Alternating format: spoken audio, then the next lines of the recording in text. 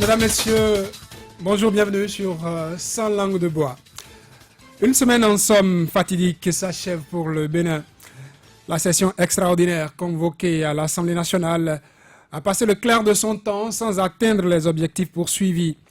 Le consensus version parlementaire tant attendu se déchire entre la majorité et la minorité parlementaire. Les uns laissant suggérer, sans le dire à haute et intelligible voix, la révision de l'article 80 de la Constitution du Bénin. Les autres jurant ne jamais concéder cet amendement de la loi fondamentale, indiquant plutôt le code électoral et la charte des partis politiques, dont ils recommandent une opération chirurgicale, à défaut de leur ôter la vie. Dos à dos, mouvance et opposition se sont séparés. Un dernier round s'annonce pour ce lundi.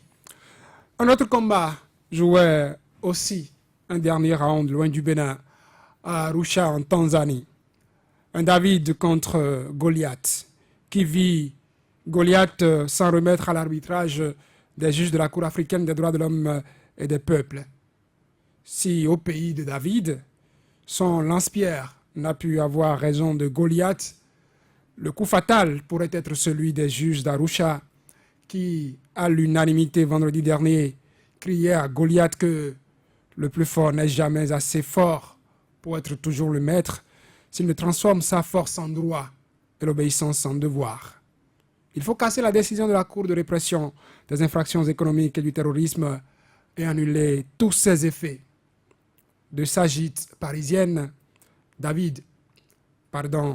Sébastien Ajavon s'en réjouit, c'est quoi accuser avec. Plus à craindre 20 ans d'emprisonnement et les amendes. Goliath, ou du moins Patrice Talon à la tête du Bénin, qui n'était pas prêt à faire respecter la suspension prononcée par la même Cour en décembre dernier, serait-il prêt à faire ravaler à la criette ces 20 ans d'emprisonnement prononcés, renoncer à toute poursuite contre Sébastien Ajavon et lui payer des réparations que la Cour africaine des droits de l'homme et des peuples entend prononcer plus tard? Géraldo Gomez, bonjour. Bonjour Saturne Jossou. Vous êtes le secrétaire général adjoint chargé des questions stratégiques du Parti Union sociale libérale. Avec vous, nous allons aborder les deux questions d'actualité que j'ai soulignées, commençant par ce qui certainement vous réjouirait à l'Union sociale libérale. Comment avez-vous accueilli la décision de la Cour africaine des droits de l'homme et des peuples du vendredi dernier? Écoutez, nous l'accueillons comme une très très bonne nouvelle. Une bonne nouvelle pour le président Sébastien Ajavon et sa famille biologique d'abord. Une très bonne nouvelle pour ses salariés, ces sociétés qui sont concernées dans cette décision également. Une bonne nouvelle pour le Bénin, pour le droit.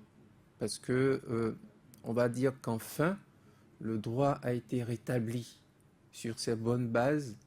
Et c'est de cela que le Bénin, tout le peuple béninois doit se réjouir. Vous parlez de ces sociétés parce qu'à la Cour africaine des droits de l'homme et des peuples, il s'agissait de cette radio Soleil FM. Il s'agit de Soleil FM, il s'agit de Sika TV également. Avait été suspendu, et Sika TV aussi. Tout à fait. Donc c'est une très bonne nouvelle pour toutes ces entités, toutes ces personnes, toutes ces personnalités qui sont concernées à travers cette décision, parce que la décision est très étayée, très précise et aborde tous les points qui ont été soumis à cette cour africaine des droits de l'homme et des peuples.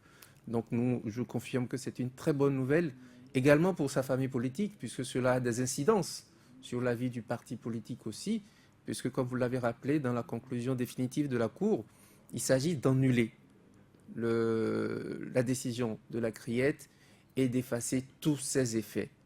Donc cela concerne aussi la vie du parti, de l'USL. Nous nous en réjouissons, nous félicitons le président Sébastien Ajavon et ses avocats.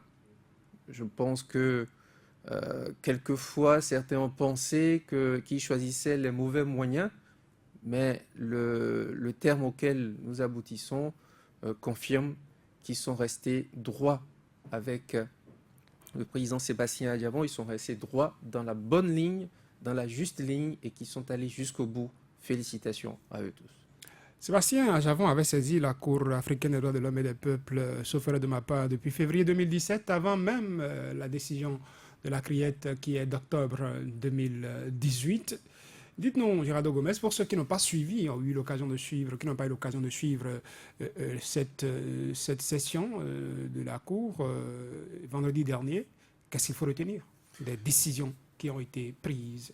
Vous faites bien de rappeler que cette procédure a débuté en février 2017, donc bien avant la création de la CRIET. Alors comment est-ce qu'on en arrive à parler de la CRIET à l'occasion de la décision de la Cour africaine des droits de l'homme et des peuples? C'est justement une autre facette de la victoire de Sébastien Adjavon et de ses avocats dans cette procédure. Une affaire entamée depuis février 2017 concernait l'affaire dite de la cocaïne. Elle a commencé quelques mois plus tôt, en octobre 2016, et qui a connu un dénouement le 4 novembre 2016 par un jugement au tribunal de première instance de Cotonou qui a prononcé la relaxe au bénéfice du doute pour ce qui concerne le président Sébastien Adjavon et la relaxe pure et simple pour 2 autres co-accusés et un 4e au bénéfice du doute également. Donc ce qui était soumis à la Cour africaine des droits de l'homme, c'est de reconnaître certaines violations des droits du citoyen qu'est Sébastien Adjavon et des autres co-accusés également. Et les éléments précis ont été fournis à la Cour africaine qui devait donc organiser le contradictoire, avoir les écritures de l'État défendeur, l'État béninois, puisque c'était une affaire contre l'État béninois, pour pouvoir se prononcer.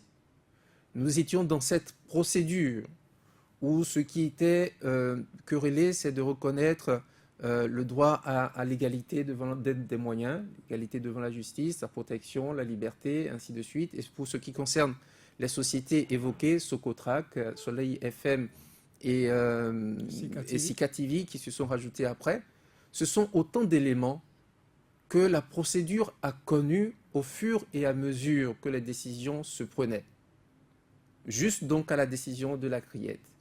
Ça veut dire que la Cour africaine des droits de l'homme a reconnu avec Sébastien Adjavon que tous les éléments, tous les effets qui sont arrivés après le début de la procédure en février 2017 sont bien corrélés au fond de l'affaire et que c'est une même trame qui se jouait et donc a jugé le tout dans sa décision.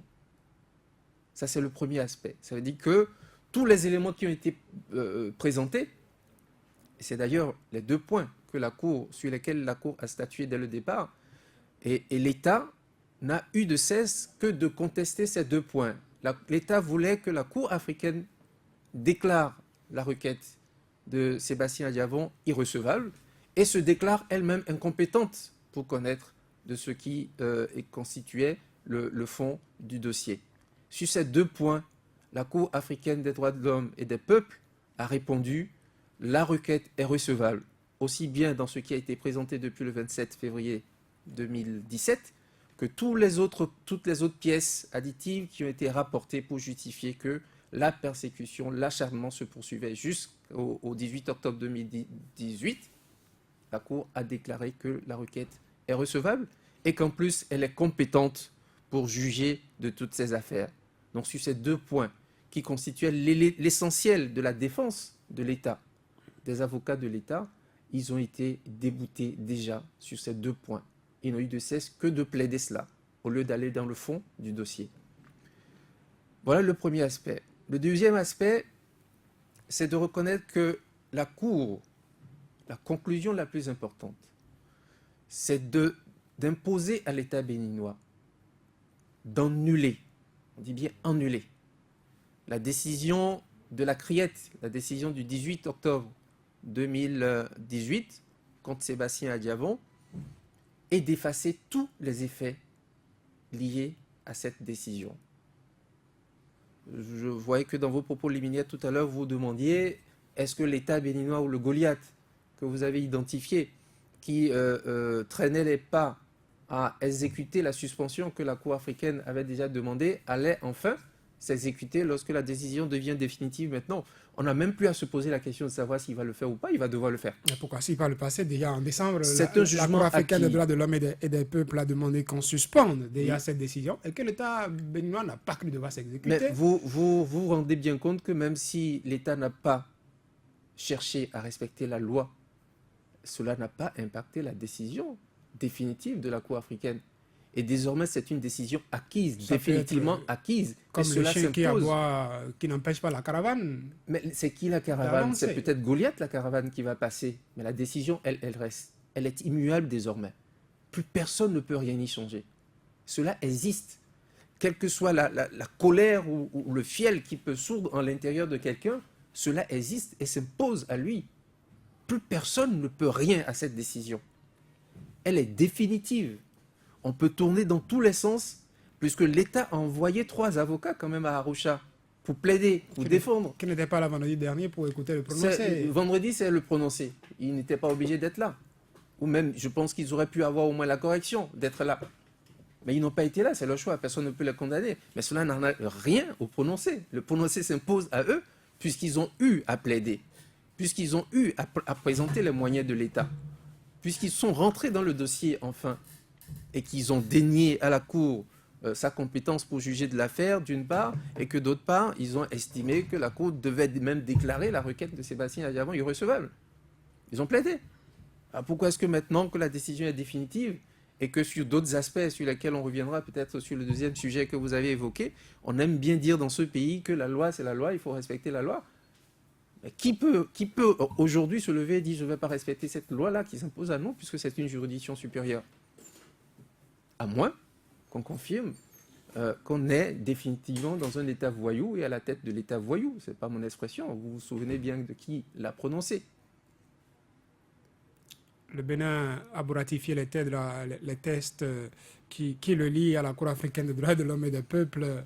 À un moment donné, pouvait chercher à se rétracter. Je rappelle encore cette décision du Bénin de ne pas cru devoir suspendre, comme la Cour africaine l'a demandé en décembre dernier. Et donc vous attendez que d'office que cela n'honore même pas notre pays de rappeler qu'une décision n'a pas été exécutée.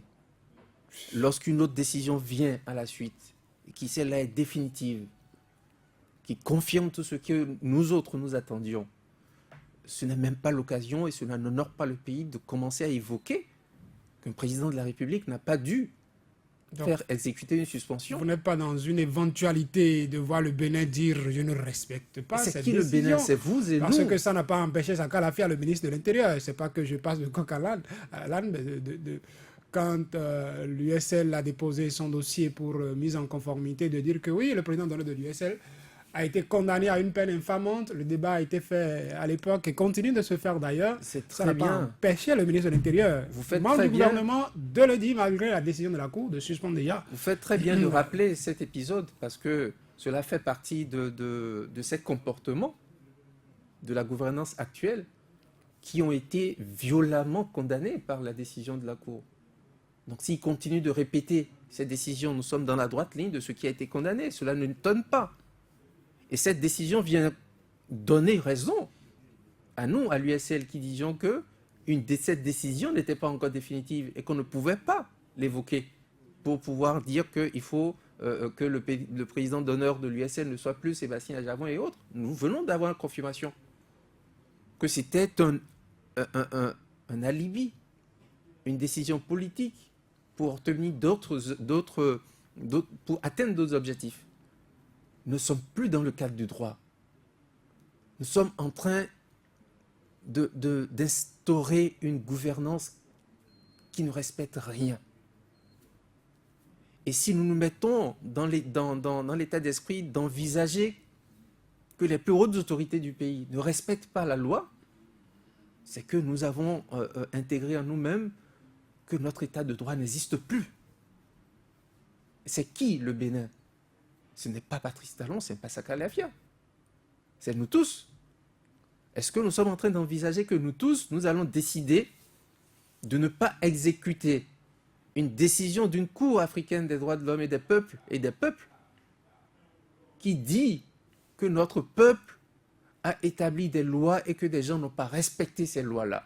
En principe, on devrait s'attendre à ça, que par exemple à l'Assemblée nationale, quand le Bénin entre-temps avait refusé de respecter la suspension prononcée par la Cour africaine des droits de l'homme et des peuples, que les députés interpellent le gouvernement pour dire mais comment se fait-il qu'une décision d'une Cour supra, qui s'imposent aux juridictions nationales. Certains députés l'ont fait, d'autres, comme à l'habitude, ont non seulement les yeux fermés pour voter les lois, mais apparemment ont aussi les oreilles fermées pour entendre leurs collègues et pouvoir porter plus haut ces alertes qui sont portées par certains de ces députés. On est dans une configuration assez difficile, assez délicate. La décision globale prise par la Cour africaine des droits de l'homme est assez importante. Elle remet en cause l'existence même de la criette. Elle remet en cause même, sur deux aspects. La décision dit que la criette n'est pas compétente pour connaître à nouveau de l'affaire dite de cocaïne, de trafic international de drogue. Idem pour l'expression latine, je ne sais pas si je fais bien, une affaire déjà jugée et classée. C'est une affaire jugée et classée. Et la Cour a argumenté, et en disant que non seulement la décision a été rendue le 4 novembre 2016, mais que l'État fait valoir qu'il y aurait un appel fait par le procureur général qui daterait du 26 décembre 2016. Est-ce que cela ne vient pas, je ne vous arrête pas, à résoudre un problème parce qu'à l'époque, lorsque les avocats de Sébastien Germain Adjavon ont dit qu'ils ont, oui, un certificat de non-appel qu'ils ont pu avoir au niveau du tribunal, beaucoup avaient dit que c'était un faux document, que ça n'existe nulle part. Beaucoup n'ont pas dit. Il n'y a que 2 ou 3 qui sont passés sur des plateaux télé commis à cet âge pour dire que cela était un même faux. à l'international, je me rappelle Edouard Loco qui était sur Africa 24 et qui a abordé la question. Il doit faire partie de ces 2 et 3. Entre autres, qui remettaient en cause, qui semblaient remettre en cause. Qui remettaient en cause et qui disaient que la crédibilité de ce document. Que... Voilà. Donc, mais ils n'ont pas été jusqu'au bout en disant que c'était un faux. Ils se sont bien gardés de le dire, sinon ils s'exposaient. Ils s'exposaient à des poursuites. Ils n'ont pas osé. Ils ont suggéré cela, mais ils prétendaient qu'il y avait un appel fait par le procureur général et qui daterait du 26 décembre 2016. La Cour africaine disait... Et la Cour africaine ne peut que prendre les éléments que chaque partie n'avait pas été notifié. Puisque l'appel, je reprends, hein, la Cour africaine n'avait qu'à prendre en compte les éléments que chaque partie lui proposait. L'État défendeur lui a dit qu'il y a un appel. La Cour africaine a étudié cette information. Vous nous avez présenté un document d'appel. La Cour africaine précise que cela n'a pas été fait dans les termes, dans les normes reconnues par nos propres tests au Bénin, notre code de procédure. 1. 2. Que cela imposait aussi la notification au requérant, en l'occurrence M. Sébastien Adjavon, et que cela n'a pas été fait non plus. Et que le fait de notifier au requérant, c'est cela qui confirmait les charges qui étaient portées à son encontre et qui justifiait que la procédure puisse continuer. Et du fait de ne l'avoir pas notifié cet appel, cela vidait tout appel de sa substance juridique d'une part, et que d'autre part, à aucun moment, l'État béninois n'a pu lui apporter les preuves à la Cour que l'affaire, le fameux appel, a été enrôlé au niveau de la Cour d'appel pour pouvoir prospérer. Donc la Cour a constaté quand même que quand bien même l'État dit qu'il y a appel, l'État n'a pas pu lui apporter les preuves que l'État a fait les diligences nécessaires. Le procureur général a fait les diligences nécessaires pour que l'affaire soit enrôlée au niveau de la Cour d'appel et que l'affaire puisse continuer. Et que pour toutes ces raisons, on ne peut pas remettre en cause la décision obtenue par Sébastien Germain Adjavon et ses salariés le 4 novembre 2016 et que donc ce jugement est définitif et obtient le caractère de la chose jugée. Par conséquent, on ne peut pas en parler comme d'une affaire en cours dont la criette peut se saisir pour relancer une quelconque procédure. Cela a été clair. Et le deuxième aspect qui est encore plus violent, c'est que la Cour africaine des droits de l'homme et des peuples dit que l'article 12 de la loi qui a modifié notre organisation judiciaire et qui a créé la criette viole les droits du citoyen en ce sens que cela ne prévoit pas la double juridiction. Entre-temps, je crois, la Cour constitutionnelle avait juste déclaré un alinéa de cet article. C'est juste un alinéa.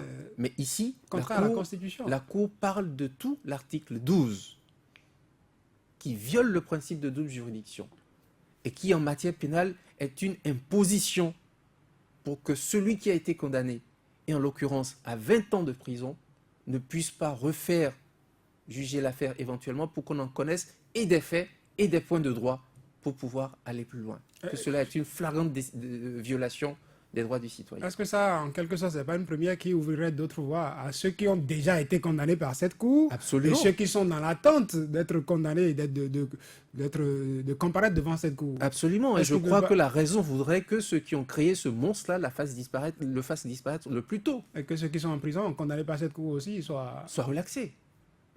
Il faut arrêter avec cette mascarade.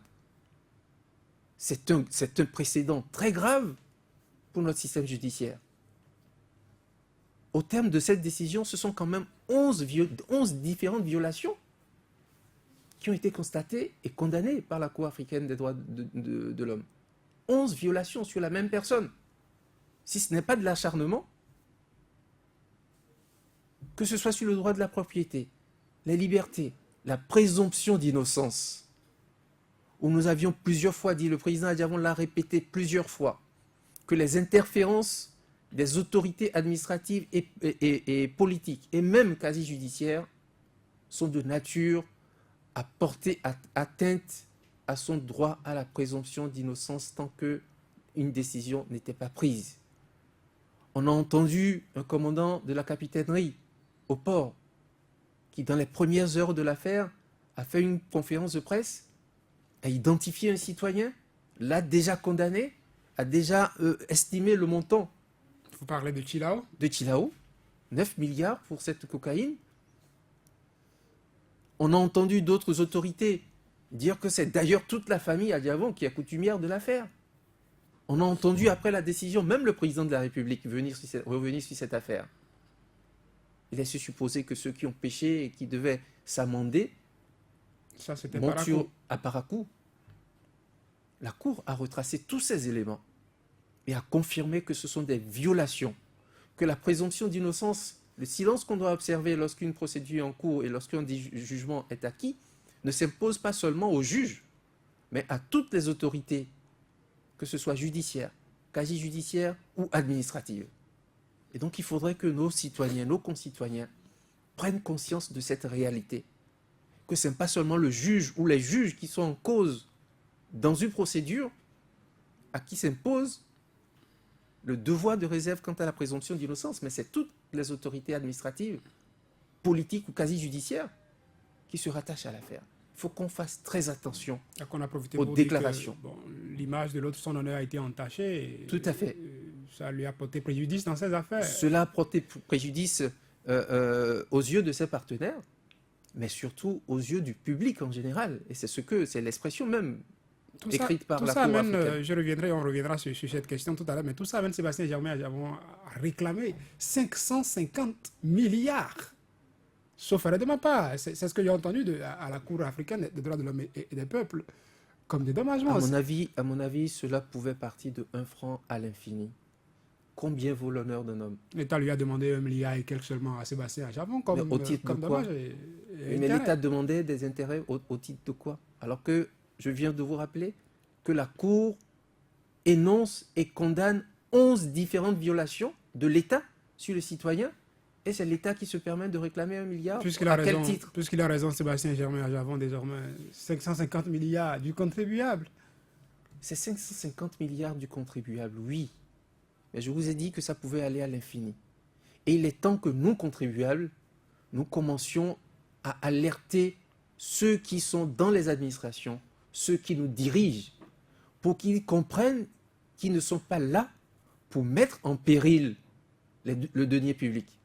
Je crois Leurs actes... Une loi a été votée récemment à l'Assemblée nationale à propos, mettant ceux-là qui se rendront coupables devant les responsabilités qu'ils doivent assumer, je crois, sur Robert Guillon et autres à l'Assemblée. Écoutez, on va lire plus précisément cette loi, et si cette loi est efficace, ça veut dire que ce n'est plus nous, les contribuables, qui allons payer les 550 milliards, si c'est ce qui est accordé ultérieurement au président Adjavon. Ça va être peut-être ceux qui ont fait des déclarations tapageuses, mettant en cause sa présomption et étant auteur des 11 violations dont je parle. Si c'est une loi qui s'applique et qui sera respectée, nos finances publiques seront sauves. On va pouvoir aller taper dans les poches de ceux qui ont enfreint la loi, qui ont alimenté cette affaire depuis le début jusqu'à maintenant. et qui continue de faire la sourde oreille à la restauration du droit. On va pouvoir y aller.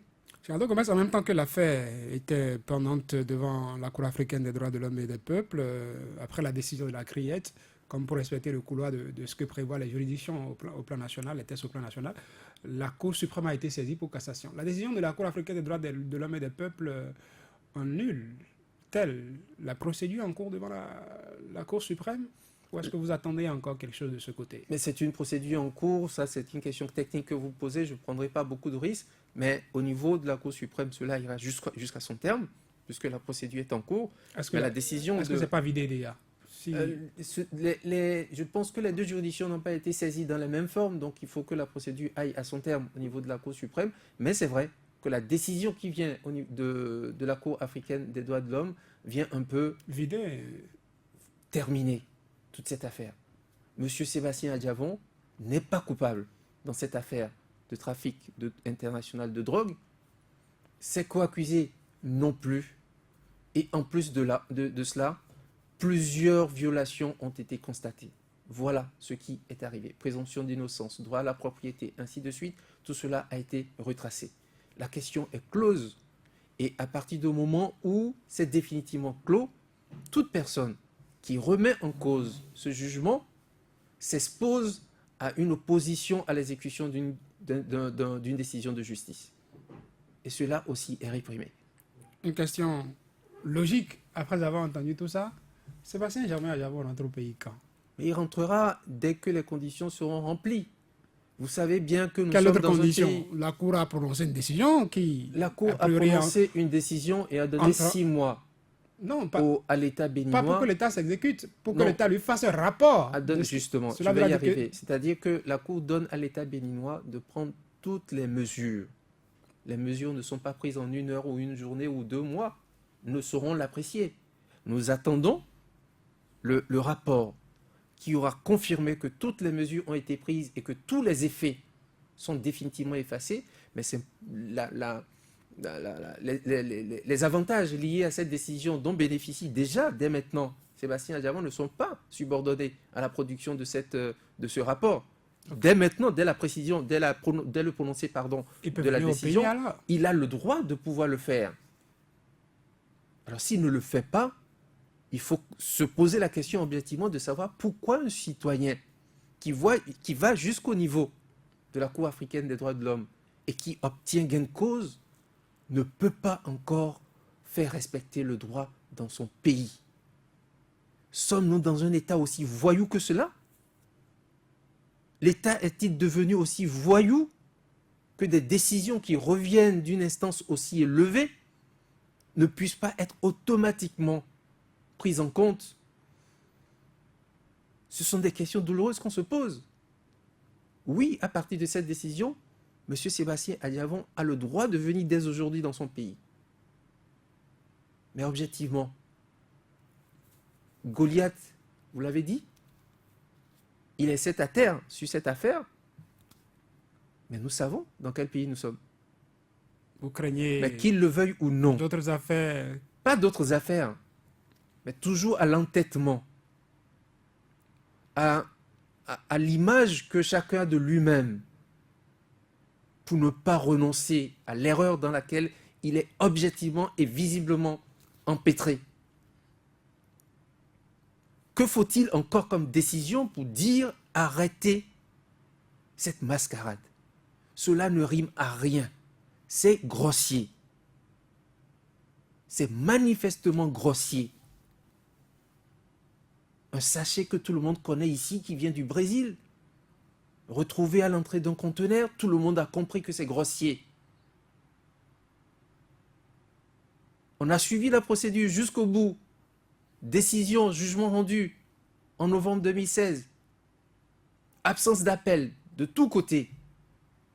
On découvre par enchantement un appel qui n'est même pas enrôlé. Le président Adjavon, ici même au Bénin, introduit une autre affaire, une autre procédure pour dire à partir du moment où les tribunaux de mon pays m'ont relaxé, ça veut dire que c'est quelqu'un d'autre qui a quand même mis ce produit dans mon conteneur. Et je veux connaître celui-là. Cette procédure est en cours. Parce qu'il voulait qu'on lève le doute. Non seulement parce qu'il voulait qu'on lève le doute, mais parce que quand même c'est normal que quand on fait des déclarations pour dire on veut faire de ce pays qui était réputé jusqu'à une date récente une plaque tournante et qu'on veut arrêter cette image, on découvre quelque chose, le tribunal dit c'est pas celui que vous m'avez présenté et plus personne ne bouge pour dire on va quand même chercher celui qui a fait ça puisqu'il y a un produit qui a été constaté là. Personne ne bouge. Et c'est celui qui a été accusé qui fait la démarche et c'est l'État qui prétend faire monsieur propre qui empêche que la vérité se manifeste. Allons chercher s'ils veulent bien, à moins qu'ils connaissent déjà la personne et qu'ils ne veulent pas que d'autres sachent. Il faut arrêter définitivement cette affaire. Et elle est arrêtée sur le plan juridique. Elle est arrêtée sur le plan du droit. Monsieur Sébastien Adjavon, comme nous le disions depuis le début, n'a rien à voir dans cette affaire et en voulant coûte que coûte la lui mettre sur le dos, on en enfreint à plusieurs droits essentiels de sa personne, de ses droits à la propriété, ainsi de suite, et cela va coûter cher à ceux qui l'ont fait. J'allais demander, on pouvait s'attendre à cela. C'est vrai que j'ai parlé de l'Assemblée nationale où on pouvait s'attendre à ce que les députés interpellent le gouvernement. Quand il s'agissait de la suspension, on a vu l'État béninois ne pas cru devoir respecter cette suspension demandée par la Cour africaine des droits de l'homme et des peuples. Pourquoi à l'USL ou au cabinet du président Sébastien Germain Adjavon, vous ne saisissez pas, entre autres, la Cour constitutionnelle pour constater qu'il y a une décision là qui doit être respectée par le Bénin et que le Bénin ne respecte pas et que donc on viole la Constitution. Pourquoi vous ne saisissez pas la Cour constitutionnelle? Vous n'avez pas confiance? Parce que vous dites une décision est là pour faire cesser de façon juridique toute poursuite contre Sébastien Germain Adjavon, annuler la condamnation de tous ses effets en attendant donc les réparations. Mais que objectivement, le citoyen Sébastien Germain Adjavon ne se sent pas en sécurité pour rentrer au pays. Est-ce qu'il ne faudrait pas saisir des juridictions pour faire constater qu'il y a une violation de la Constitution? Nous revenons de la Cour africaine des droits de l'homme. Donc ce n'est pas à des juridictions nationales qu'on ne ferait pas confiance. C'est parce qu'on a constaté que des étapes ont été franchies sans que le droit soit dit. Et donc nous épuisons toutes les voies possibles. Et encore là, quand vous évoquez la Cour constitutionnelle, je voudrais vous rappeler qu'il faut faire confiance au conseil du président Adjavon. Ils ont démontré au bout de la procédure que toutes les voies qu'ils ont empruntées jusqu'ici sont des voies bien étudiées, qu'ils ont présenté les moyens qu'il fallait et que l'objectif visé a été atteint. Le droit a été dit. Donc, en temps et en heure, ils choisiront les moyens qu'il faut à nouveau pour faire respecter le droit.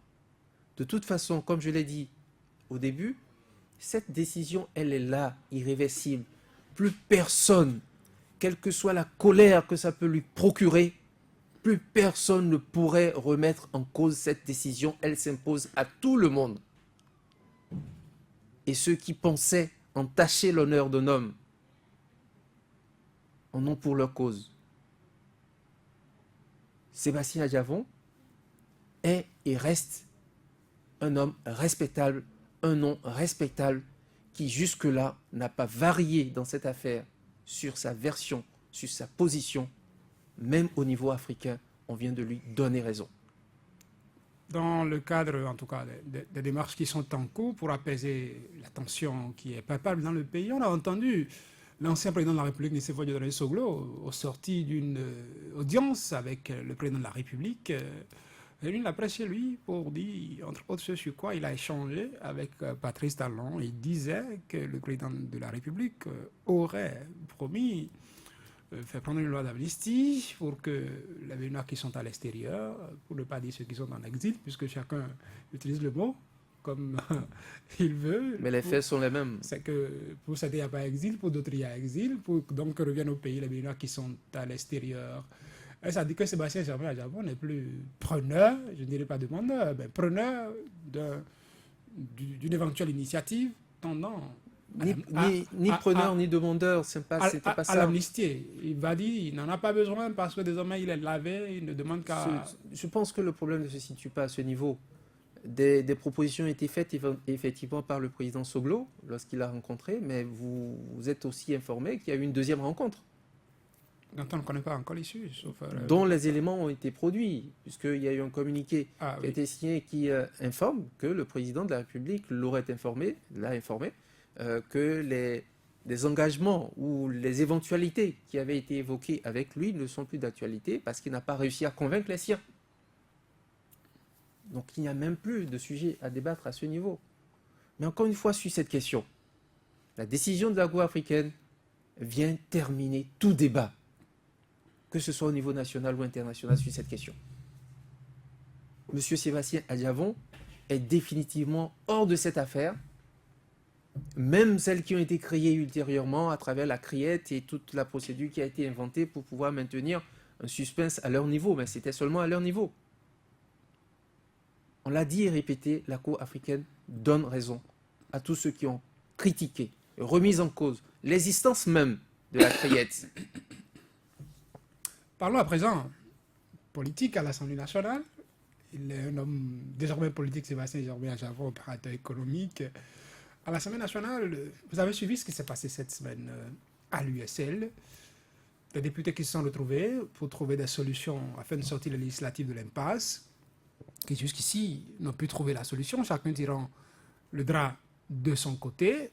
Lundi prochain, demain, c'est le dernier rendez-vous de cette session extraordinaire à l'USL. Comment vous vivez déjà désormais ça, puisque, entre autres, l'honorable Léon Basile Rossi, qui était un œil de l'USL à l'Assemblée nationale, a rompu les bancs avec vous. Comment vivez-vous ça de loin désormais? Ou est-ce que vous avez toujours des entrées? Mais écoutez, l'Assemblée, c'est une représentation nationale. Tout le monde a toutes les entrées à l'Assemblée.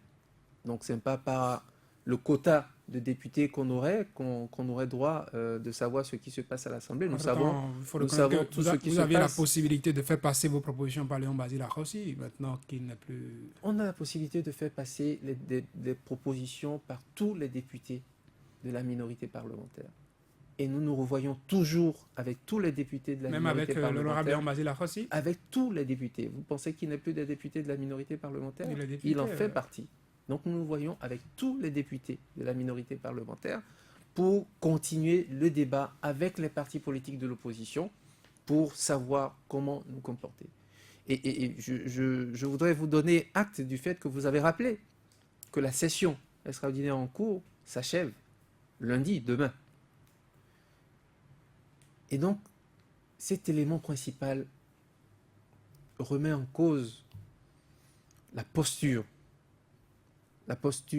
désagréable, déplorable des députés de la majorité qui, sans attendre le thème de cette session, ont cru devoir faire un coup d'éclat à travers une déclaration de rupture. Puisque vous montez les enchères au sein de l'opposition. Quelles enchères? Vous montez les enchères. Quelles enchères? Il faut abroger le code électoral, abroger l'achat des partis politiques. C'est ce qui a transparu dans leur déclaration? J'ai entendu les gens le dire à l'Assemblée comme... Non, je parle de la déclaration des députés de la majorité. Ils ont fait une déclaration pour rompre le dialogue. Qu'est-ce qu'ils ont évoqué dans cette déclaration? C'est ça qui est important. Ils ont fait une déclaration qui est intervenue vendredi soir, alors que la session doit être clôturée lundi seulement. Puisqu'ils attendaient les députés de la minorité et puis ils ne venaient pas. Qui vous a dit que les députés ne venaient pas? Les députés étaient encore à l'Assemblée? On a entendu l'honorable Jean-Michel Abimbola dire, même si par la suite, on était sur nos antennes, déclarer qu'ils étaient à l'Assemblée nationale pendant la déclaration. Éric Moutété, premier vice-président de l'Assemblée, qui vous dit que ce que M. Abimbola dit ne correspond pas à la réalité. Comment est-ce qu'on peut jouer avec la paix sociale, avec autant de facilité? Les députés se sont retrouvés dans le bureau du président de l'Assemblée. Ce n'était pas en session, ni en commission, ni à quelque autre endroit, instance reconnue. C'est dans le bureau du président de l'Assemblée nationale pour poursuivre les échanges afin de tomber d'accord sur les tests à soumettre à la commission.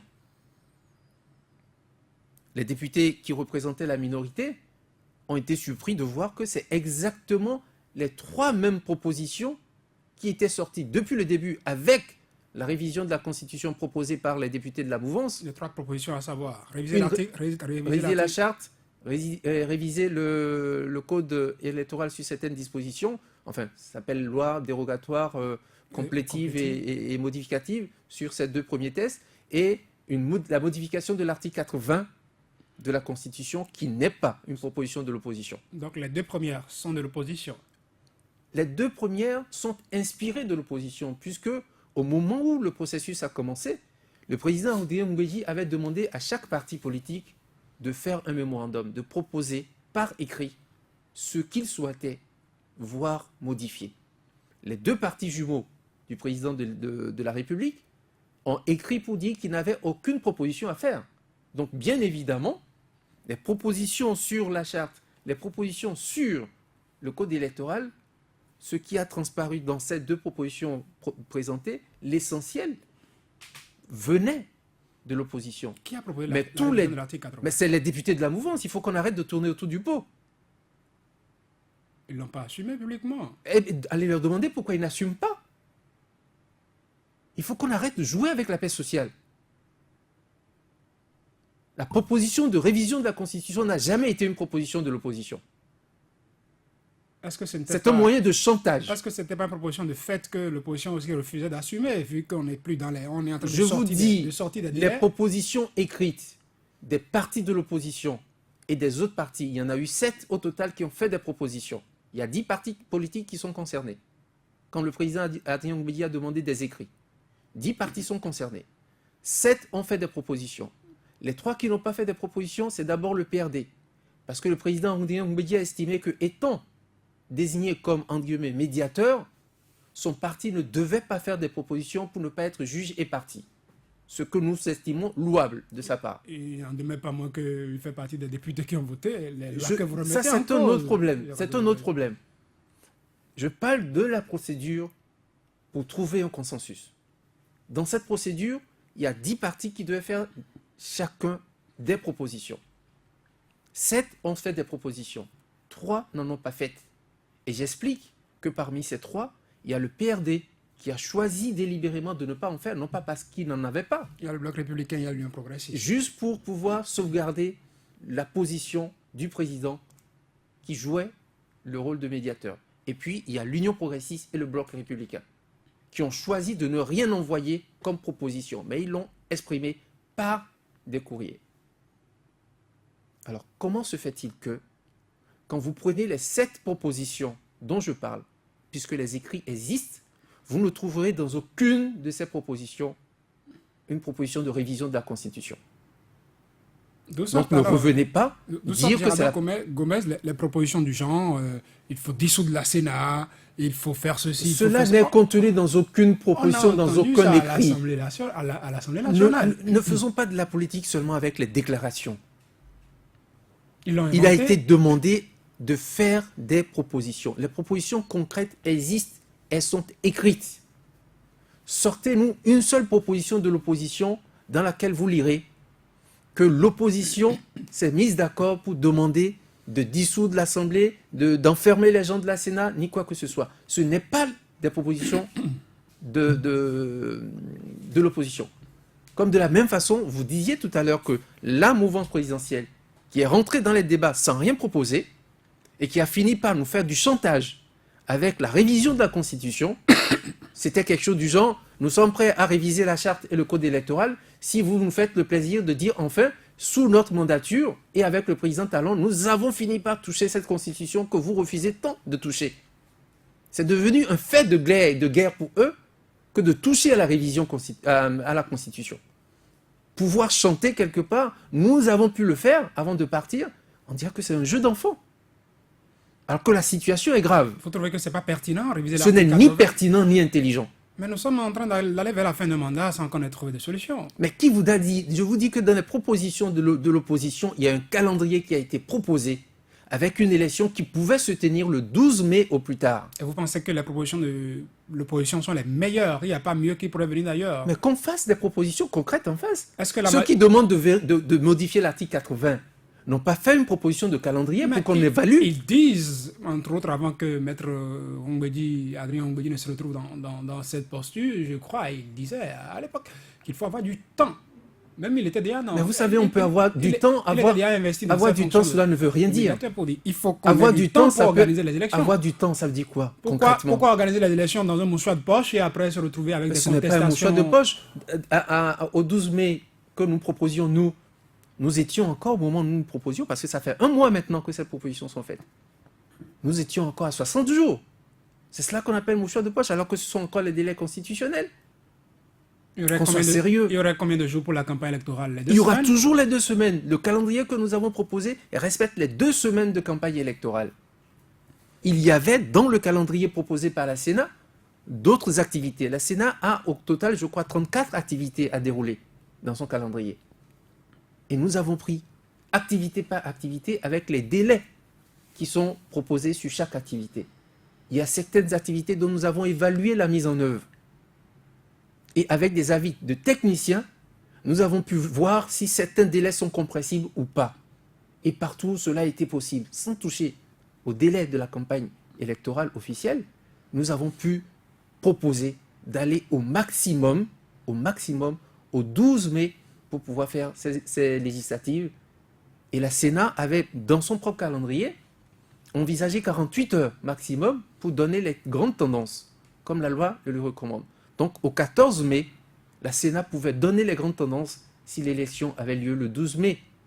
Et donc, les débats étaient clos.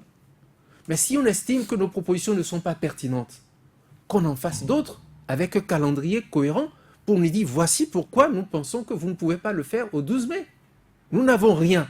Nous n'avons que le chantage de la modification de l'article 80 de la Constitution pour nous dire il nous faut du temps. Mais du temps, ça veut dire quoi? Ça peut être une journée, ça peut être 10 ans. Qu'on soit concret. Si lundi, Gerardo Gomes, les députés se retrouvent à l'Assemblée nationale et s'entendent pour donc modifier la charte des partis politiques, le code électoral, est-ce que le délai que vous avez proposé pour qu'on tienne les élections le 12 mai, le délai est toujours là? Est-ce qu'on peut toujours le respecter? Est-ce qu'on n'est pas déjà sorti de ce schéma-là que vous avez proposé? Nous ne sommes heureusement pas encore sortis de ce schéma. Parce que nous avons prévu des flexibilités. Il est encore possible de le faire.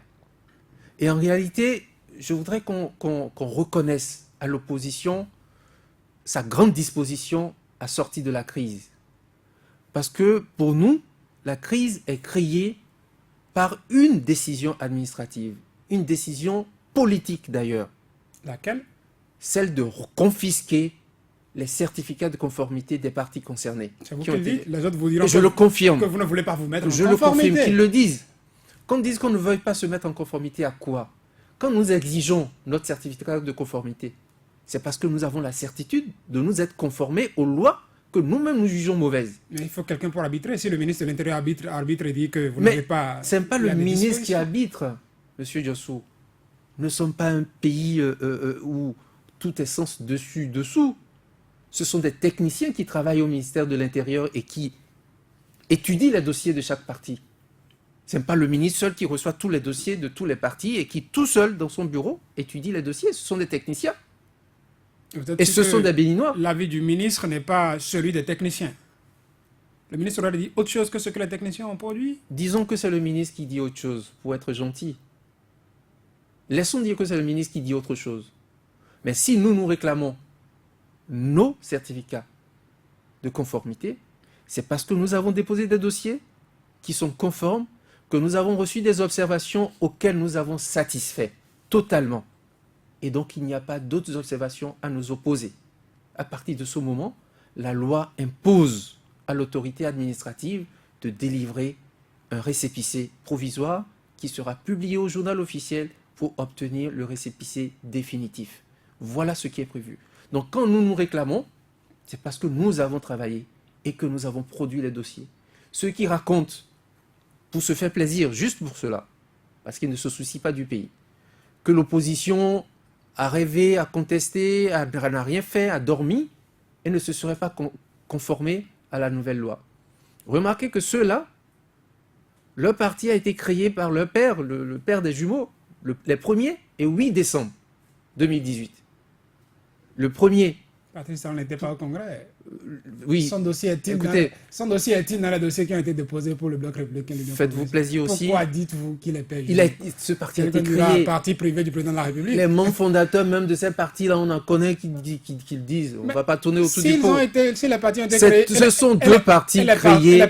Ce sont deux partis créés par le président de la République. Ce sont deux partis Vous l'avez vu créés. au Congrès, l'avez-vous vu au Congrès, Gerardo Gomez? Vous cherchez le président de la République au Congrès? S'il n'y est pas, les partis sont libres de dire qu'ils soutiennent X ou Y. Oui, ils sont libres de le faire. Quand ils vont dire qu'ils soutiennent Sébastien Ajavon, vous allez dire que ce sont des partis jumeaux de Sébastien Ajavon? Ah ben non, mais je remarque surtout que quand c'est le cas, on dit soit c'est le président Ajavon qui a acheté ou alors ainsi de suite. Ça, c'est possible de le faire. Quand même, on ne le voit pas. Mais quand il s'agit du président de la République qui a créé ces deux partis, on demande à ce qu'on donne une photo de sa présence lors des congrès avant de dire que c'est lui qui l'a créé. Attendez les photos toujours, mais ce n'était pas ça mon sujet. C'est de dire que ces partis ont été créés les 1er et 8 décembre 2018. D'accord? Ce sont de nouveaux partis. Nous, à l'USL par exemple, nous avons fait notre congrès de mise en conformité le 15, c'est-à-dire une semaine après le deuxième jumeau. Une semaine. Et nous avons déposé nos dossiers, les nôtres, c'est-à-dire les tests. Rien n'a changé dans ces tests-là. Il n'y a que les membres fondateurs, dont on a demandé désormais 15 par commune, que nous avons fournis, en précisant au ministre de l'Intérieur que nos tests n'ont pas changé, que les organes n'ont pas changé, c'est-à-dire que tout ce qui a permis au ministre de nous donner notre récépissé déjà de 2003, et rien n'a changé. Non, pas de 2003. Bien sûr, puisque le récépissé que nous avons reçu est souché sur la charte de 2003. Voilà, de 2003. Oui, je comprends la précision que vous vouliez faire. Du congrès. Je précise mes propos alors. Le récépissé que nous avons est un récépissé qui est basé sur la charte de 2003, et c'est clairement écrit. Donc nous rappelions au ministre que les documents que nous lui rapportions n'ont pas changé. Donc il a moins de travail à faire puisque nous n'avons rien touché. C'est ce qui lui a permis de nous donner notre récépissé. Ce qui a changé, c'est les membres fondateurs. Et nous les avons déposés juste une semaine après les deux jumeaux. Donc, qui apparaissait? Eux qui ont voté la loi depuis le 26 juillet 2018, ils ont attendu les 1er et 8 décembre 2018 pour créer le parti. Il faut un temps pour l'accouchement. Oui, mais nous aussi, vous parlez bien d'accouchement, c'est juste, surtout pour des jumeaux. Mais nous qui existions déjà, nous sommes allés déposer nos dossiers juste une semaine après eux, justement pour qu'on ne vienne pas nous dire que nous étions dans un délai trop loin de ceux du président de la République et qu'on justifie de cela pour nous dire que nous n'avions pas droit aux documents. Mais voilà que nous qui existions déjà et qui n'avons fait aucune modification, comparé à des gens qui viennent d'être créés et dont on doit étudier les tests, statuts, règlements intérieurs, politique générale, ainsi de suite, de chacun de ces deux partis, étudier leurs membres fondateurs. À eux, on a pu faire tout ça, et à nous qui existions, et dont les papiers ont déjà permis d'obtenir le récépissé, on nous dit qu'on n'a pas travaillé. Mais ça ne répond à aucune logique. Et que ces députés qui racontent ça à longueur de plateau ou de micro arrêtent d'insulter l'intelligence. Cela ne répond à aucune logique. Gerardo Gomez, s'il y a l'Assemblée nationale demain, il n'y a pas entente. Sinon, puisque vous êtes de cette opposition, oui, devant nous dire aujourd'hui qu'est-ce qui a évolué. Est-ce que vous avez revu un peu votre position? Est-ce que vous avez... Nous n'avons pas une position à revoir. Nous avons annoncé notre position dès le départ. C'est qu'il n'y aura pas d'élection sans l'opposition. Vous ne variez aucunement. Écoutez, je disais tout à l'heure que notre problème est notre certificat de conformité qui a été imposé de façon... Est-ce que ça concerne l'Assemblée nationale? Mais écoutez, c'est ça le vrai problème. C'est cela le vrai problème. Nous disons que ce qui peut lever le blocage, c'est une décision politique. Mais on a fait semblant de ne pas voir la décision politique. Et on nous dit qu'il faut prendre une voie parlementaire, une voie législative pour régler. Et c'est là cela que je disais qu'il faut reconnaître à l'opposition sa disposition à sortir du blocage. Parce que nous aurions pu rester bloqués sur le principe que à problème politique, il faut trouver une solution politique. Nous avons accepté de rentrer dans la démarche législative pour sauver la face de l'institution président de la République. C'est pour sauver la face de l'institution président de la République que nous avons accepté de rentrer dans la démarche qu'il a tracée. Et nous sommes rentrés dans la logique de trouver une solution législative. Mais ça ne veut pas dire que c'est au Parlement que ça doit se trouver. C'est entre les partis politiques et proposé au Parlement pour validation.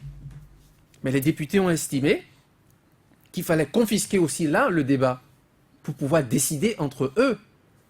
Parce qu'ils savaient qu'ils sont majoritaires et qu'ils mèneraient le débat comme ils le souhaitent. ils ne peuvent pas faire de proposition à l'entame de la procédure. Et pendant la procédure, ils élèvent des blocages, allant jusqu'à la révision de la Constitution, dont ils savent que ça a toujours posé problème au Bénin depuis 1990. Et ils estiment que c'est lorsque nous sommes déjà dans un blocage électoral qu'il faut rajouter un autre blocage. Cela répond à quelle logique? Cela répond à quelle sincérité? Ceux-là sont-ils dans la recherche de la paix sociale? Nous sommes dans une difficulté, et pour résoudre la difficulté, ils veulent rajouter une difficulté qui a toujours été difficulté ici au Bénin, réviser la Constitution. Vous ne variez donc pas votre position. Vous ne pouvez pas dire, au terme de ce que je viens de dire, que nous ne varions pas notre position. Puisque- C'est eux qui doivent varier leur position en disant, s'ils veulent, Quand on va au dialogue, Si ils on veulent. est prêt à concéder quelque chose. mais hein. nous Vous- avons déjà concédé de rentrer dans une démarche législative. Nous avons concédé. Si on ne changeait pas de position, c'est qu'on resterait à dire, donnez-nous notre certificat de conformité. On a dit, ok, vous voulez une démarche législative? Allons-y.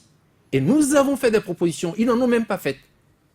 Et au terme de tout ça, on dit à l'opposition, ne change pas de position. Non. Regardons les faits et apprécions-les. Gérald Gomez, nous allons ouvrir l'antenne aux auditeurs. Une question certainement qui pourrait venir, je vous la pose, avant peut-être qu'un auditeur vous la pose. L'USL, vous êtes toujours de l'opposition? L'USL est l'opposition. Comment ça? Depuis le... Où mettez-vous force pour le point Bénin émergent, restaurer l'espoir et les autres? Pourquoi dites-vous Ils que sont l'USL? aussi l'opposition. Ils sont aussi Ce l'opposition. que je veux dire, c'est que l'USL est l'opposition. L'USL n'a pas attendu les FCBE pour être l'opposition, encore moins restaurer l'espoir. Et les uns et les autres n'ont pas attendu les autres composantes de l'opposition avant de se déclarer de l'opposition ou pas.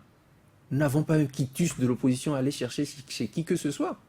Et quand en novembre 2016, le président Adjavon déjà se déclarait prendre ses distances avec la gouvernance actuelle, vous ne saviez pas combien, en dehors du Parti communiste du Bénin, étaient officiellement encore dans l'opposition.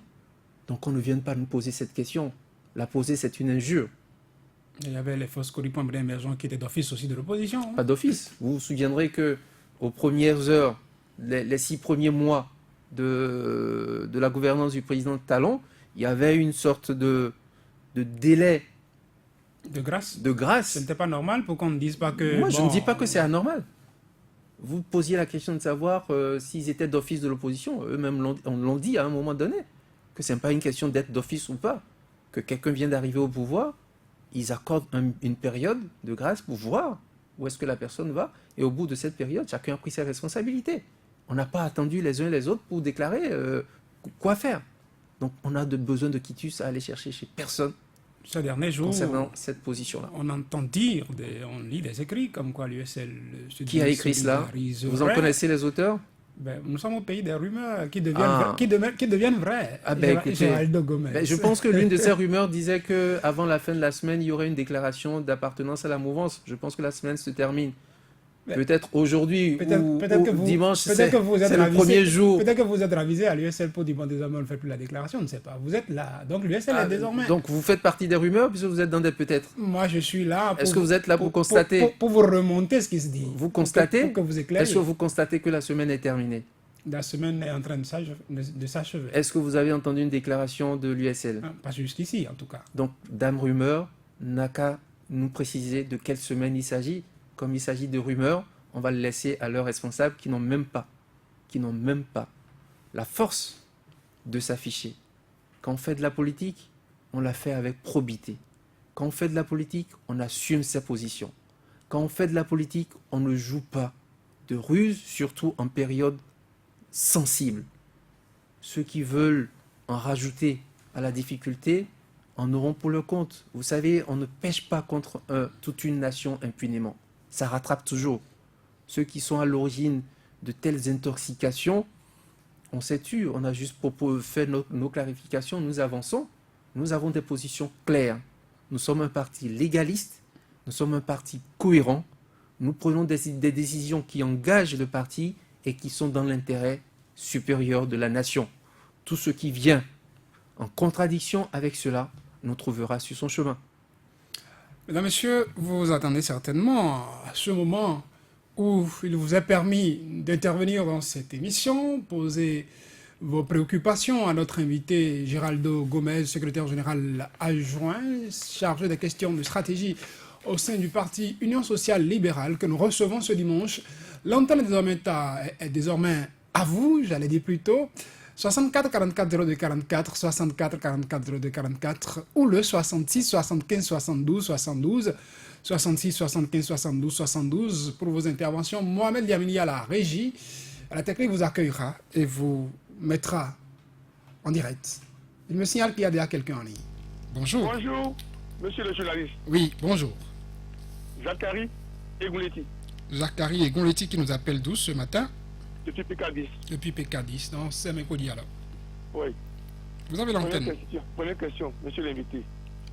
A-t-on besoin de réviser l'article 80 de la Constitution pour délivrer le quitus fiscal aux ayants droit et d'annuler le certificat de conformité? N'estimez-vous pas que toutes les sensations qui se passent là relèvent du pur dilatoire? Troisième question, par rapport à la Cour africaine des droits de l'homme. Première décision, non respectée. Deuxième décision, on ne peut pas conclure. Le Bénin dispose-t-il de moyens efficaces pour ne pas respecter la loi internationale? Monsieur l'invité, à quoi peut-on s'attendre dans 6 mois en cas de non-respect de cette nouvelle décision? N'est-ce pas là encore une façon de dire que la Cour africaine des droits de l'homme est un tigre en papier? Merci.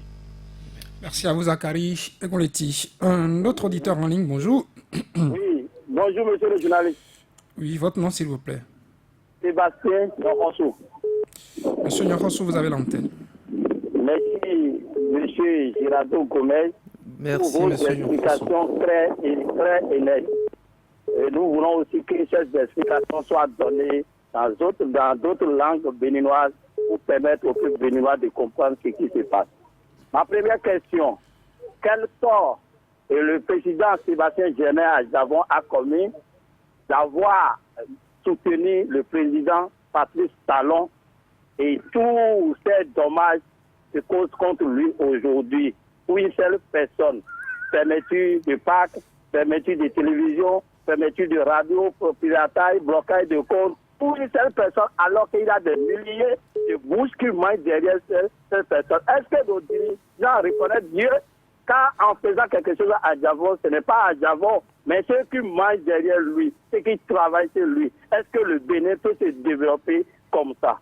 Deuxième question, est-ce que c'est parce que nos dirigeants ne payent pas de leur poche des condamnations des gens qu'ils se permettent à faire des choses qu'eux-mêmes connaissent que ce n'est pas bien pour la nation? Troisième question, est-ce que la politique du Bénin aujourd'hui permet le développement du pays, a vu ce que les blocs sont en train de faire aujourd'hui à l'Assemblée nationale? Et ils bloquent les choses alors que le peuple a besoin d'une élection inclusive. Qu'en pensez-vous de tous ces démêlés à l'Assemblée nationale? Sébastien Nyonrosso, je vous remercie. Merci à vous, monsieur Nyonrosso. Un troisième auditeur, bonjour. Bonjour. Votre nom, s'il vous plaît. Anou Théodore depuis Akasato. Théodore Zanou. Salut l'invité. Je vous salue. Juste pour vous demander si, dans le cas où Adjavon revenait au pays, quelles seraient les dispositions à prendre pour que nous, population qui sommes derrière lui, pouvons le voir et collaborer avec lui pour que le Bénin puisse avancer, car nous avons besoin de celui-là, qui n'est pas au pays, mais continue toujours de nous soutenir. Merci. Merci. Merci à vous, Théodore Zanou. Vous parliez faiblement, j'espère que l'invité vous a entendu. J'ai bien entendu. Un autre auditeur, bonjour. Bonjour. Oui, votre nom. Bonjour. Wannéon Wilfried Wallis, Adibi. Monsieur Adibi, vous Oui. avez l'antenne. Bonjour, monsieur Gomez. Bonjour, monsieur Adibi. Et que vous inspire cette phraséologie, et que vous soyez frère ou ami du chef de l'État, il peut être dangereux pour vous à n'importe quel moment. Ensuite, j'ai qui m'a fait sembler, entre-temps, tout au début de cette affaire de cocaïne, que certains avocats s'étaient constitués et en faveur du président Sébastien Adjavon, Jean, et M. Alain Orula. Qu'est-ce qu'il est devenu? On ne l'entend plus parce que j'ai évoqué ce problème. Pourquoi? Parce qu'il a été un des avocats que j'ai estimé à travers sa verve. Il était tellement éloquent et maintenait tellement le sujet que vraiment, je ne l'ai plus entendu du côté d'avant, depuis 2 ans ou 3 ans. C'est fini. Je veux savoir ce qu'il est devenu. Merci. Merci à M. Walid Sadibi, un 5e auditeur. Bonjour. Auditeur en ligne, bonjour. 64 44 02 44 64 44 02 44 le 66 75 72 72. Bonjour. Oui, bonjour mon journaliste. Bonjour monsieur. C'est depuis Alada. Votre nom? Amidjogbe André. André Amidjogbe, vous avez l'antenne. Saluez-moi votre invité. Je vous salue, monsieur Amidjogbe. Je lui présente toutes les félicitations pour le verdict de la Cour. Merci. Et aujourd'hui, est-ce que nous pouvons compter sur l'opposition aujourd'hui comme unie? Deuxième question. Et au cours des élections de 2016, certaines mauvaises langues disaient qu'il faisait partie du plan B, et c'est ça qui avait chuté son résultat. Est-ce que ce n'est pas le même coup qu'on a voulu lui faire maintenant en disant qu'il est déjà à la mouvance? Donc moi je voudrais que déjà que vous preniez vos bâtons de pèlerin pour aller d'amour en amour pour expliquer cela à vos militants. Sinon, déjà sur le terrain, il y a trop de chantage. Voilà le conseil que moi je voudrais vous donner. Merci. 6e auditeur en ligne, bonjour. Oui, monsieur le journaliste, bonjour. Bonjour monsieur. Anselme Pindior, depuis Calavi. Anselme Pindior, vous avez l'antenne. Ok, je salue votre invité. Bonjour, monsieur Kenyo. Je voudrais vous poser deux questions. La première, est-ce que aujourd'hui, quelle qualification vous voyez à l'encontre de notre cours d'aujourd'hui? Est-ce que laquelle des cours? de la sagesse, oui, laquelle des cours? La Cour constitutionnelle? La Cour constitutionnelle. Est-ce que on parle de la sagesse? Est-ce que aujourd'hui vous voyez, c'est-à-dire la sagesse de la Cour aujourd'hui? Est-ce que vous voyez, vous avez vu, vous avez constaté la sagesse à l'encontre de notre Cour d'aujourd'hui? Ce deuxième question, est-ce que si moi, Anselme Pindior, je me suis levé aujourd'hui, est-ce que je peux aller convoquer? Parce que si peut-être je n'ai pas eu la confiance de la Cour constitutionnelle de mon pays par rapport à ce qui s'est passé, ce que M. Tiando s'est levé pour dire qu'il y a la faute gravée, la faute mineure, est-ce que je peux aller convoquer M. Tiando au niveau de la Cour africaine? Parce que si aujourd'hui, si la Sénat est en train de faire ces erreurs-là, est-ce que si je convoque M. Tiando, est-ce qu'on ne peut pas remettre en cause les élections de 2016 qui a fait venir M. Talon? C'est tout ce que je voudrais vous demander. Je vous remercie. Merci, à tout à l'heure. Anselme Pindior. On va prendre un avant-dernier auditeur. Un avant-dernier d'abord, bonjour. 64 44 02 44 66 75 72 72, bonjour. Là, nous les perdons au téléphone. On prend celui-ci avant de revenir. Bonjour. Bonjour, monsieur le journaliste. Votre nom, s'il vous plaît? Gildas Tchegien Nongbo Porte-Novo. Gildas Tchegien Nongbo, vous avez l'antenne rapidement pour vos questions. Oui, j'ai bien suivi votre invité tout à l'heure. Moi, je m'avais lui dire quelque chose, quoi. même si la Cour africaine des droits de l'homme et des peuples donne raison aujourd'hui à M. Diavon, moi je souhaiterais que le dirigeant d'ici, c'est vrai qu'on les a donné 6 mois maintenant, même après un an, il n'est pas le premier exilé politique. On a déjà connu dans ce pays qui a été est devenu ce que nous tous nous connaissons aujourd'hui. Nous, on n'a pas besoin de lui, même son corps, sa présence dans le pays avant de lui battre campagne. Maintenant, pour lui-même sa propre sécurité que nous nous disons ça, que nous ne comptons pas tant menti aujourd'hui sur nos gouvernants. Nous savons tous ce qui s'est passé avec certaines personnes après leur retour ici. Et même ils ont un regret d'avoir revenu ici maintenant. Et nos gouvernants, ils sont capables de tout. Moi, je m'arrête là. Un dernier auditeur. Bonjour, monsieur le journaliste. Oui, bonjour. Million da Silva. Million da Silva, vous avez l'antenne. Je salue Soleil FM et je dis un petit coucou à votre invité. Bonjour, monsieur da Silva. Je voudrais savoir qu'est-ce que le président Adjavon attend pour actionner aussi la télécommande. N'est-ce pas le moment? Bien sûr, si certains, depuis l'exil, ont eu à actionner des télécommandes, c'est son tour maintenant. En quoi faisant, précisément? Vous avez compris Ah, moi non. que, J'avoue, en ce qui concerne l'installation du président Adrien Humbegi au perchoir, les télécommandes ont été actionnées. C'est son tour aujourd'hui d'actionner sa télécommande. D'accord. Il le faut plus tôt J'ai mieux que compris. tard. Je vous rends l'antenne. Merci, Million da Silva. Vous êtes le dernier que nous allons recevoir ce matin, Gerardo Gomez. En 10 minutes, on va faire l'effort de satisfaire les préoccupations de nos auditeurs. Je vous laisse déjà l'antenne. Merci pour ça. beaucoup. Je remercie tous les auditeurs qui ont pu poser des questions et ceux qui n'ont pas pu, peut-être une autre fois. Zachary Eglueti qui demandait s'il était vraiment indispensable de réviser l'article 80. Pour délivrer le certificat de conformité. Non, je pense n'est-ce pas, que du dilatoire. tout ça, c'est effectivement du dilatoire. Je l'ai dit lors de l'émission, la révision de la Constitution en son article 80 n'est vraiment pas indispensable.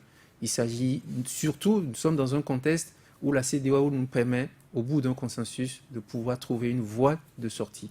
On n'est pas obligé de passer par la révision de la Constitution pour y aller. C'est du chantage politique pour juste ne pas avancer dans le choix qui a été fait. Ce sont des députés qui, avec la situation qui se présente à eux, de la mouvance, je veux dire, qui se voient déjà revenir à l'Assemblée dans un fauteuil. Et donc, retourner dans un cadre de négociation où on remet l'opposition, ça les met en danger. Et donc, c'est presque normal, presque humain, mais ce n'est pas responsable, ce n'est pas logique, ce n'est pas honnête de mettre des propositions telles que celle-ci dans des négociations. Le Bénin a-t-il des moyens de faire respecter la décision de la Cour africaine des droits de l'homme et des peuples? À quoi peut-on s'attendre si Le mois après, il n'y a pas de premier rapport? moyen que le Bénin a, c'est d'avoir signé ce traité.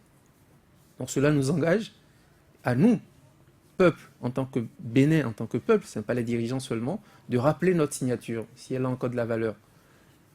C'est aussi simple que ça. Cette décision-là s'impose à tout le monde, qu'on le veuille ou non, on ne pourra plus revenir là-dessus. Même dans 1000 ans, on ne reviendra plus là-dessus. C'est acquis définitivement. Cela ne servirait à rien de tergiverser dans sa mise en œuvre. Alors, Sébastien Yonrossou demandait, je pense que c'est plus des réflexions et des contributions. Oui, évidemment, ce serait bien que nos administratifs et nos dirigeants payent de leur poche les fautes qu'ils commettent si on arrive à estimer que c'est fait intentionnellement. Parce qu'on peut faire des fautes dans l'exercice de sa fonction, ça arrive à tout le monde. Mais quand des gens prennent des décisions tout en sachant que c'est en violation flagrante avec notre droit et que cela implique des conséquences financières pour le pays, il faudrait qu'ils le supportent de leur poche. Je pense que ça va limiter déjà beaucoup de choses. Et effectivement, la politique telle qu'on la voit aujourd'hui à l'Assemblée, avec la posture des députés et autres, évidemment que cela ne sert pas le développement. On ne pense qu'aux intérêts personnels. Il faut qu'on garde notre siège à l'Assemblée, il ne faut pas qu'on soit renvoyé, ainsi de suite. Et donc, on ne rentre pas dans la logique d'apaiser la société. C'est effectivement ce à quoi nous sommes en train d'assister au niveau de l'Assemblée. Les députés de la mouvance qui sont rejetés, ils le savent, par les populations. Et donc le seul moyen pour eux de retourner à l'Assemblée, c'est d'être nommés par celui qui a créé les deux partis auxquels ils appartiennent. On n'a qu'à sortir un décret. Économisons 14 milliards pour organiser les élections. Que le président sorte un décret pour dire je nomme les 83 députés, ça va nous faire économiser 14 milliards, si c'est ce qu'on veut faire. Dans un, on voudrait savoir dans quelle mesure rencontrer avant Sébastien Germain quand il serait de retour. Mais écoutez, je prendrai des moyens pour entrer en contact avec M. Zanou, sans avant même que le président Adjavon lui-même revienne au pays. Je pense qu'il a plusieurs autres façons d'entrer en contact avec lui et d'entrer en contact avec les instances du parti pour commencer à collaborer.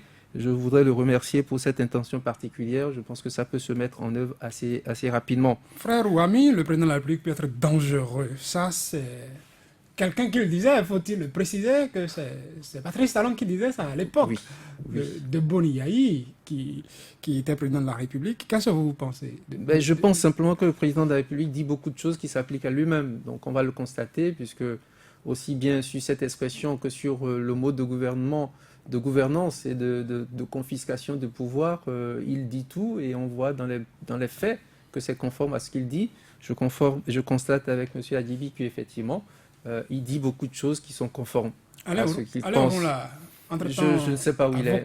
Je ne sais pas où il est. Je ne peux pas répondre. Je ne sais pas. J'ai cru entendre. Vous faites semblant de ne pas savoir. Non, je ne fais pas semblant. J'ai cru entendre, mais j'ai pas ça. Par contre, puisqu'il s'agit d'une personne précise, je n'ai pas la preuve qu'il appartient à un parti ou pas, mais on m'a dit qu'il est membre de l'un des deux partis créés par le président de la République. C'est ce que j'ai entendu et je l'ai vu sur une chaîne de télé, effectivement, être présenté comme représentant de l'un de ces partis. Voilà la seule chose que je sais. Je ne pense pas que ce soit un sujet majeur. Il a été avocat aux côtés de Sébastien Germain au temps fort de ce dossier. On se rappelle à la brigade, à la campagne à Cotonou, il était là pendant la garde à vue. Il était souvent devant les médias. Il faisait partie des avocats qui acceptaient d'accorder des interviews aux médias. Surtout, oui. Est-ce que mais il n'y avait pas que lui, il y avait fonction politique. Il y avait aussi maître Jacques Migan. Donc, oui. Vous savez que chacun fait la trajectoire qui est la sienne. Mais ce n'est pas. Permettez qu'on réponde à des questions plus importantes. La trajectoire de quelqu'un, c'est sa trajectoire. On ne va pas lui en faire grief. On n'analyse pas la trajectoire politique. On analyse la profession. Non, je ne vais pas m'occuper de sa profession. Permettez. L'auditeur a voulu juste savoir où est-ce qu'il en est parce qu'il appréciait ses prises de position. Sinon, c'est clair, il n'est plus en train de défendre Sébastien Adjavon dans ce dossier. Il n'est pas son avocat dans ce dossier. Il n'est plus. Donc, non, André Amidjogbe, est-ce qu'on compte sur l'opposition unie? Oui, l'opposition, il faut qu'on fasse une petite différence. Une opposition unie, ce n'est pas une opposition qui dit la même chose du matin jusqu'au soir. Nous sommes des partis autonomes. Si nous devions penser la même chose, même à l'intérieur d'un même parti, tout le monde n'est pas obligé de penser la même chose. A fortiori, lorsque plusieurs partis se réunissent pour défendre le même objectif. Le même objectif, c'est ce sur quoi nous aurons des discours communs et unis. Après, s'il y a des prises de liberté, chaque parti a son fonctionnement. Il ne faut pas refuser ça à un parti. Chacun est libre de prendre des positions précises sur des questions précises. C'est normal, c'est la vie d'un parti politique. Mais sur l'objectif commun, qui est de gagner l'Assemblée, de prendre possession de l'Assemblée pour transformer, pour revenir sur des lois scélérates qui ont été votées dans ce pays depuis 3 ans, ça, c'est l'un des objectifs communs sur lesquels nous ne varions pas. Aucun parti de l'opposition ne varie sur ces questions-là. Donc que M. Amidjogbe soit rassuré, on ne variera pas sur ces questions. Nous sommes réellement unis et constants sur ces questions de base. On n'a pas vu, soit dit en passant, l'USL, au dernier rendez-vous que Candidat Zanaï et RE ont pris avec les populations, on a quand même vu Fosco le point d'émergence. Vous n'avez pas été invité, l'USL? On n'a pas été invité, mais encore une fois, ce n'est pas ça le problème. Qu'est-ce qui a été dit? C'est que s'il n'y a pas d'élection avec l'opposition, le pays risque de connaître des situations difficiles. Et c'est notre position vous reconnaissez également. Dans les propos de Candidat Zanaï. C'est notre position également. Donc, il n'y a pas d'inquiétude à ce niveau, mais chacun peut prendre ses libertés. Adjavon, plan B de Yahi, c'est ce qui a été dit en 2016. Aujourd'hui, l'USL ne serait plus de l'opposition. Est-ce que ce n'est pas la même chose qu'on reprend? Je vais encore remercier M. Amidjogbe pour le conseil qu'il fait en disant « allez vite, dis aux militants ce qu'il en est ». Et oui, on le fait, on va intensifier. Et c'est votre gentille dame rumeur qui fait cela. Et quand M. Amejogbe relie cette information à l'information de plan B d'il y a 2016, je ne sais pas si c'est les mêmes auteurs, mais bon. Il vous confirme qu'il y a des choses qui se font sur le terrain. Donc, Oui, nos rumeurs que moi, nous ce qui remontées- m'intéressait à connaître, c'était l'identité de cette dame B. J'ai l'impression que c'est la même dame B qu'en 2016. On va traiter ça de la même façon et de façon plus accélérée. Si elle a fait des dégâts en 2016, il vaut mieux prendre ça en compte déjà maintenant. Mais nous avons grandi et nous avons d'autres moyens désormais, c'est-à-dire un parti qui existe et qui est sur le terrain et qui fait le travail de contre-attaque. Ensemble, Pendior, comment qualifiez-vous la Cour constitutionnelle? La sagesse est-elle toujours dans les rangs? Oui, il y a 7 sages à la Cour constitutionnelle et ça, quand il posait la question, m'est revenu à l'esprit la définition de M. Robert Dossou, l'ancien bâtonnier, ancien président de la Cour constitutionnelle, qui dit qu'avant de rentrer dans les habits de juge constitutionnel, il y avait 3 paramètres à posséder. Il y a la culture historique, il y a la culture juridique, certes, mais il y a aussi le volet constitutionnel, c'est-à-dire la partie de la possession de la chose constitutionnelle. Donc c'est ça, à mon avis, d'après lui, qui a présidé à cette institution, qui doit constituer la sagesse du juge constitutionnel. Je n'ai pas les moyens, ou peut-être pas le temps, d'apprécier sur chaque membre de la Cour constitutionnelle actuellement ces 3 paramètres pour voir ce qu'on peut en penser. Mais c'est vrai que les décisions... Le fait l'affront de dire qu'ils ne sont pas sages, qu'ils n'incarnent pas cette sagesse. Je n'irai même pas jusque-là. La sagesse, c'est individuel. Le terme sage qui est proposé pour ces institutions, c'est pour montrer que leurs décisions doivent être impartiales et prendre la hauteur suffisante pour que chaque citoyen s'y retrouve. Mais ces décisions ne sont pas exemptes de commentaires. On peut commenter, parce qu'une décision tranche toujours. Ça tranche dans un sens ou dans un autre, et il s'en trouvera toujours un qui ne soit pas satisfait de la décision qui aura été prise. Mais maintenant, il faut étudier les moyens utilisés par cette Cour. Et cela, tout le monde est en mesure de le faire. Nous avons constaté ce qui a été fait depuis que cette Cour a été installée. Nous avons les moyens d'apprécier. Avançons. Et elle a un mandat. Elle se bonifie. Elle doit se bonifier. Espérons que les décisions à venir correspondent encore plus à cette sagesse dont parle Monsieur Pendior. Anselme Pendior, une autre de ces questions, qui m'a fait sourire, est-ce qu'il a les moyens, lui, d'aller convoquer Emmanuel Tiano devant la Cour africaine des droits de l'homme et des peuples? Oui, et oui. Vous pensez que la Cour peut connaître de ces questions? Il faut que chaque citoyen, enfin, pas cette question précise, mais ce que je voulais dire, on a les droits de l'homme et des peuples. Je veux dire que chaque citoyen a les moyens de saisir tous les moyens de droit, toutes les voies de droit, qui sont disponibles.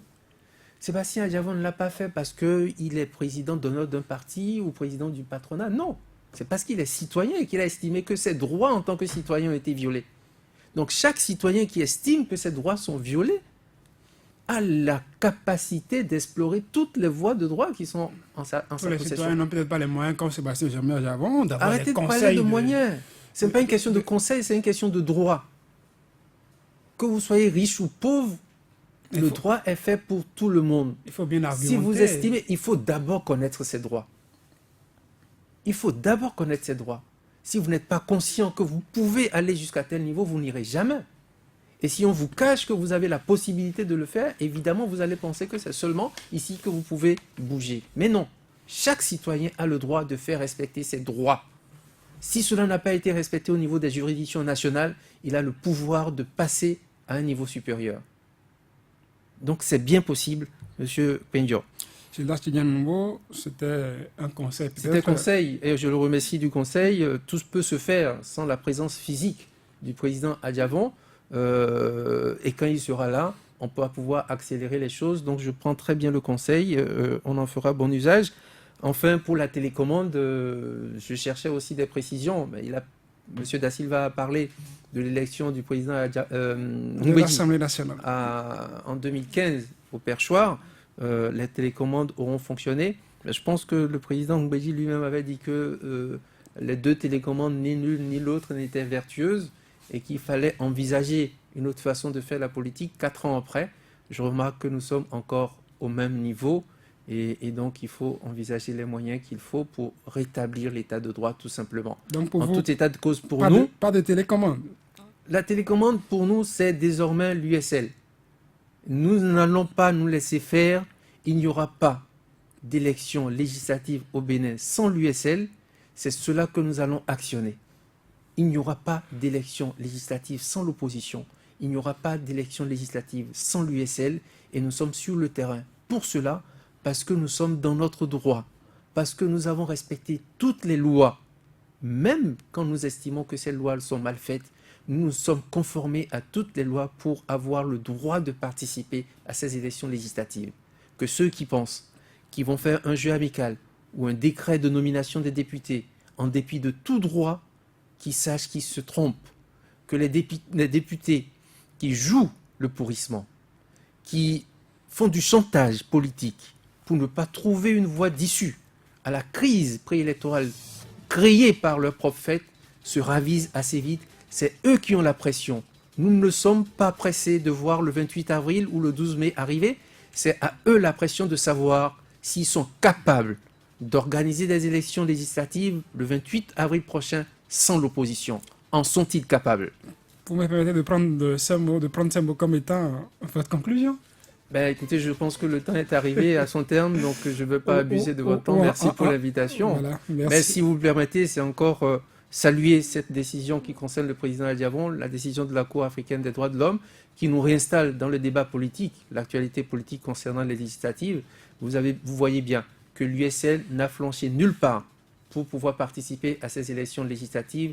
Et encore une fois, je réitère, la mouvance présidentielle, le président de la République, sont-ils capables de risquer d'organiser les élections le 28 avril prochain sans l'opposition? C'est à eux que le peuple met cette pression, ce n'est pas à nous. Géraldo Gomez, merci. Vous êtes le secrétaire général adjoint chargé des questions de stratégie au sein de l'Union sociale libérale. Avec vous, on a abordé deux questions de l'actualité de l'Assemblée nationale, la recherche de solutions, de consensus pour les législatives et la décision de la Cour africaine des droits de l'homme et des peuples qui désormais a franchi Sébastien Germain Adjavon de toute condamnation. Absolument. Casse la décision de la CRIET et demande que tous ces effets soient annulés. Mesdames, Messieurs, c'est tout pour 100 langues de bois de ce dimanche. Saturnin Yossou, c'était avec plaisir que j'étais chez vous. Merci de nous avoir suivis. Nos programmes se poursuivent sur Soleil FM, sur Sika TV, que vous avez désormais la possibilité de retrouver sur vos décodeurs Strong et autres. Merci de nous avoir suivis. Très bonne nouvelle.